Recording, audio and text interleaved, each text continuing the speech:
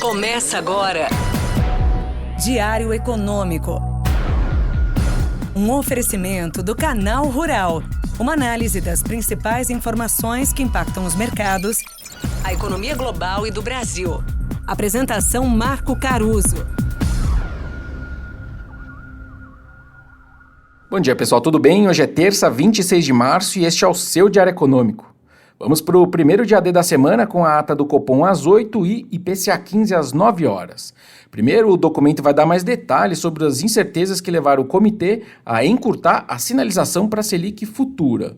Só que os candidatos a isso são razoavelmente conhecidos já. Tem a inflação lá de fora, que parou de melhorar, com a deflação de bens tendo terminado e os preços de serviços persistindo na alta. Tem a nossa inflação, que está seguindo nessa mesma direção lá de fora.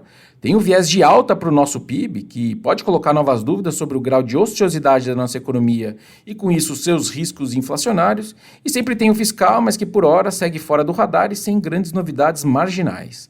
Quando eu rodo aquelas rotinas de inteligência artificial que buscam extrair o sentimento das escritas do BC, desde a ata lá de janeiro, já tinha sinais de que o ritmo de corte de meio ponto que ele tem feito na Selic poderia começar a ser questionado por eles. Quando eu pego esse índice de sentimento do comunicado da semana passada e vejo o que ele sinaliza de Selic, implícita ali no seu conteúdo, o modelo me diz que as palavras usadas já seriam compatíveis com um corte de 35 pontos base da Selic. Lembrando que ele entregou 50, né? Explicando melhor, então, se o que o BC falou no passado e de fato entregou de mudança de Selic vale como previsor sobre o que ele quer fazer com a Selic, então o comunicado da semana passada já foi compatível com algo entre 50 e 25 de corte. Outro ponto interessante é que o tom das atas tem vindo sistematicamente mais cautelosos do que os comunicados desde que o ciclo começou lá em agosto do ano passado, ciclo de corte. Então vamos ver se segue assim nessa ata também, vamos ver se ela tem uma cautela extra frente ao comunicado da semana passada. Sobre a prévia do IPCA de março, o nosso número ficou bem próximo da mediana dos meus colegas. A gente tem 0,29% estimados contra 0,3% do consenso. Depois de um tempo pressionado no fim do ano passado, os serviços podem ter uma deflação, mas muito por conta da forte queda esperada para passagens aéreas de novo.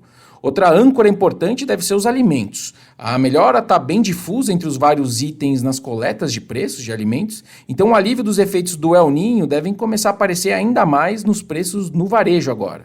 Outro ponto que deveria ajudar também é a dissipação daquela alta do ICMS que pegou no preço da gasolina e que ainda aparecia no preço do etanol, por exemplo.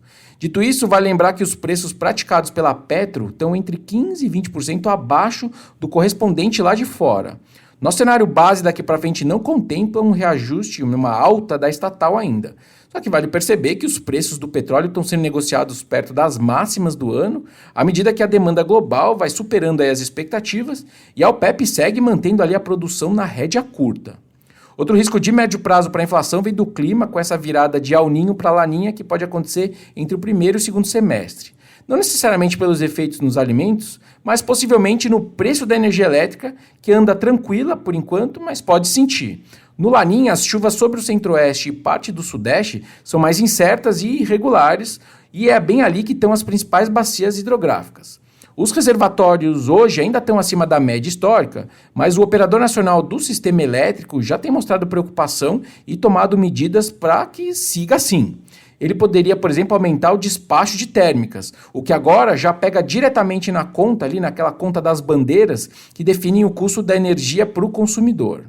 Para terminar, agora de manhã o ministro Haddad deve apresentar uma proposta para os estados que estão endividados com a União. São 825 bilhões de reais de dívida líquida dos estados com a União. Sul e Sudeste, eles querem trocar o indexador dessa dívida de IPCA mais 4 para 3% fixos ao ano. Ou seja, além de mais um abatimento do estoque da dívida e redução dos juros, a não ser que o BC bata sempre a meta de inflação dele de 3%, os estados ainda estão pedindo um juro real negativo indexando a sua dívida.